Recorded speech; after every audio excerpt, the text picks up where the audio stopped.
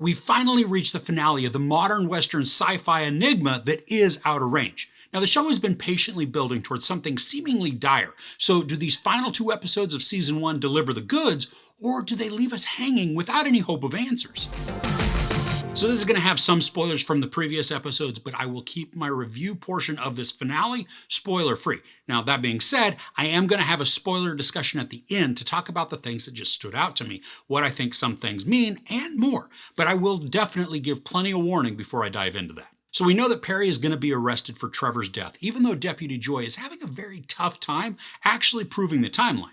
And Royal, Perry, and Rhett had that huge fight in the kitchen of the ranch, which also then accidentally knocked Amy into the wall, or maybe it was a cupboard thingy, and then it gashed her head open. These 2 episodes of the finale feel like the fuse has been lit on this huge keg of gunpowder, and as each minute passes, the fuse gets shorter and shorter. I mean, there is this mounting urgency and anxiety as each of the episodes moves along. Now, something that I found to be a little unnerving was that for a lot of these episodes, especially where we were watching Royal, there would be this snapping within the soundtrack. I mean, it just wasn't at any specific type of cadence, at least that I could tell, but it was there, just being agitating without me really knowing why. And the characters are all unraveling too, and it seems like just about every one of the players is quickly approaching their breaking points. So they act frenzied, irritable, violent, I mean, sometimes even explosive. But there are also some that have this quiet rage to them, which is just as dynamic. Autumn, who's been a key but mysterious figure whispering in the ears of just several of the characters, she gets more aggressive with her plan in this, and what this causes is both exciting and frustrating. And some of what she says we don't get to hear, which certainly adds to the intrigue, especially when we see the effects of her conversations. But some of the conversations we do get to hear and the interactions, they just become bizarre. There are a few scenes where she's talking with Billy, and the camera just really chooses something odd to use as its central focus.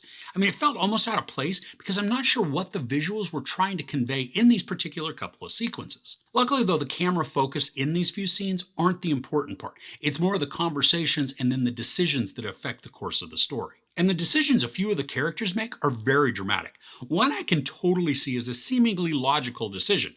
2 act maybe made out of desperation or madness, and then 1 seems to be filled with grief or remorse, and then 1 is just a bit nuts. Each of these, though, is very captivating to watch, and none of the behaviors feel like they're out of the blue. I mean, they have been brewing in one way or another, so their progression, it does feel natural and earned. In the last episodes, we got to see a bit more of Deputy Joy's family and what she has to put up with in her bid for sheriff.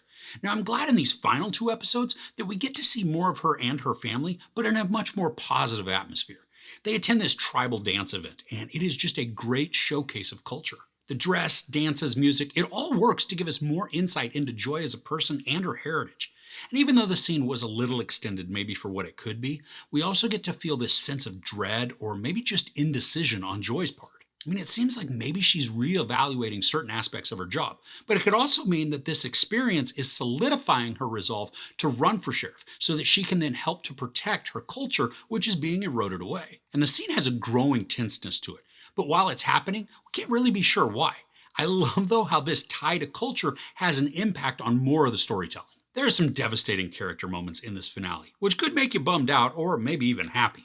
But the one thing with this is that we are nowhere near having a full and complete resolution to anything. This is certainly setting up a future arc, and maybe one that carries across multiple seasons, but I am happy to say that some answers are given to us. And there was a huge lingering one that I had, which did get some light shined on it, but then there's still a crap ton of mystery that's still hanging in the air. If you were looking for a lot of reveals, I think you're going to be disappointed. Even though we get some good answers and insight into what's going on, there are still those that haven't been addressed, and the show just opens up a few more too. Alright, so I really want to dive into the spoilers, but before I do that, there's no sex or nudity, there is a ton of profanity and a bunch of violence. I give Season 1 of Outer Range 4.5 out of 5 couches. So if you're not wanting to catch any spoilers, now is your opportunity to leave. I do hope that you'll come back, though, after watching the finale to share your thoughts and your theories on the show, and especially on these final 2 episodes. Thanks so much for couching with me.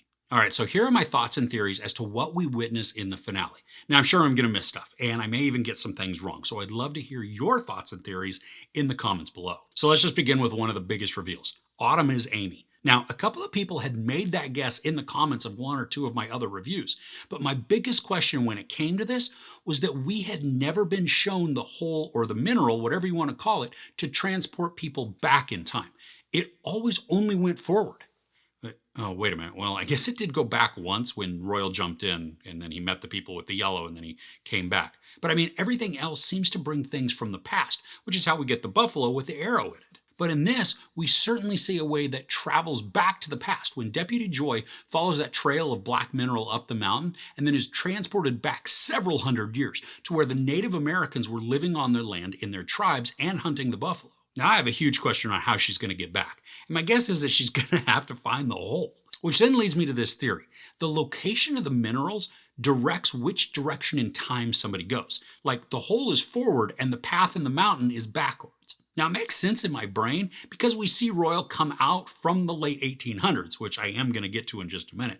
But we also see that large stampede of buffalo coming out of the hole. But saying that, it does make me question how Trevor's body ended up on the mountain. I mean, sure, the hole goes into the future, which makes sense, for Trevor's body being missing for a bunch of days, but seeming to have only died hours before. I thought maybe a buffalo coming out of the hole dragged Trevor up the mountain, but that doesn't work in my mind's logic. I mean, I guess it comes down to whether or not the hole or the trail in the mountain have directionality to them, or if they just manipulate time. So, I mean, what do you think? Now, for Royal, when we see him hunting with his dad, I was instantly aware of their clothing. And then when he runs to see his mom and the sister hanging the washing out to dry, I paused the show so I could kind of do the math in my head, trying to figure out that Royal, I figured that he was born in the early 60s at the very earliest, given his age currently.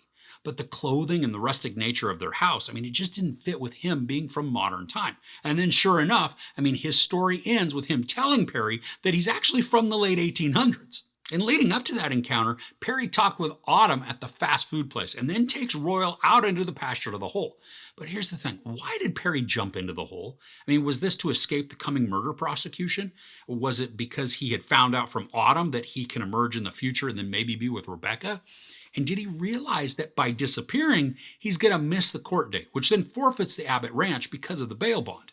This then makes me believe that he may not have thought about it that fully. But Autumn, she surely understands that, and then she creates an opportunity to gain the ranch since Royal and Cecilia won't have the deed to it anymore. And now that we see Rebecca is back in that final episode because Amy finds her at the rodeo and then they leave together, my guess is that Rebecca at some point fell into the hole and then she went to another time.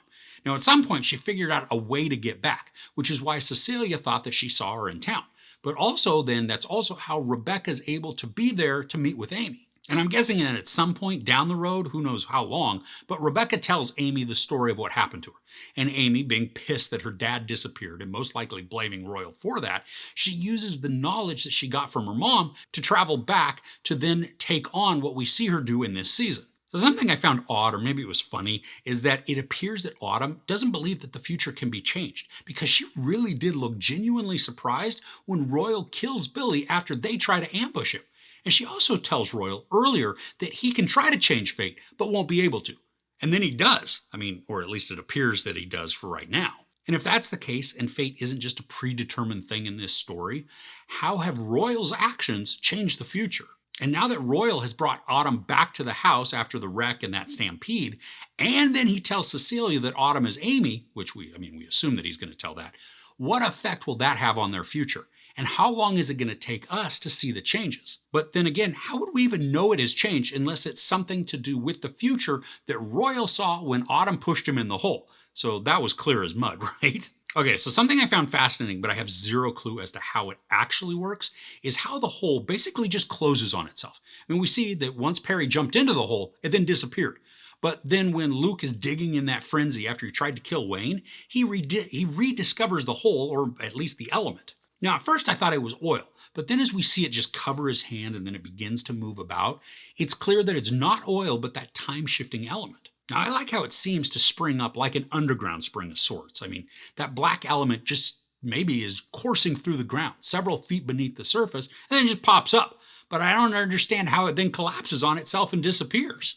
Okay, so these were all the things that stood out to me, but I'd really, really love to hear your thoughts and theories also. I mean, I love it when we can share our opinions and get new or different insight from everybody else's perspectives. So please fill up the comments. Let's see what else we can learn from this frustratingly awesome show. If you enjoyed this, please give it a like. Also, don't forget to share and subscribe.